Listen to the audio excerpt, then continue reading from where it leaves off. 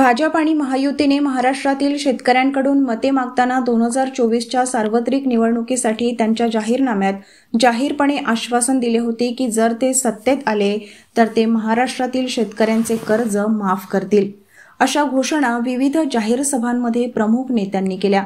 पण 10 मार्च 2025 रोजी 2025-26चा अर्थसंकल्प सादर करताना राज्याचे अर्थ आणि नियोजन मंत्री व उपमुख्यमंत्री अजित पवार यांनी जाहीरपणे सांगितले की राज्याची सध्याची आर्थिक स्थिती पाहता कर्जमाफी शक्य नाही आणि बँकांना कर्जे तात्काळ वसूल करण्याचे आदेश दिले आणि शेतकऱ्यांना 31 मार्च 2025 पर्यंत कर्जाची रक्कम परत करण्यास सांगितले।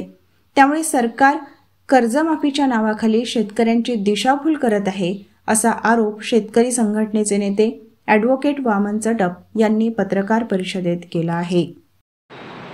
भारतीय जनता पक्ष, शिवसेना शिंदे गट आणि राष्ट्रवादी अजित पवार गट साहेब यांनी सत्तेत 2024च्या सार्वत्रिक विधानसभेच्या निवडणुकीमध्ये आम्हाला सत्ता द्या, आम्ही तुमची कर्जमाफी करू असं म्हटलं। जाहीरनाम्यामध्ये कर्जमाफीचं शेतकऱ्यांना महाराष्ट्रातल्या खुलं हे दिलं। जाहिराती जिथे जिथे जाहीर सभा झाल्या तिथेही जाहीर केलं। काल परत राधाकृष्ण विखे पाटलांनी पुनरुच्चार केला की आमच्या जाहीरनाम्यामध्ये शेतकऱ्यांची कर्जमुक्ती आहे।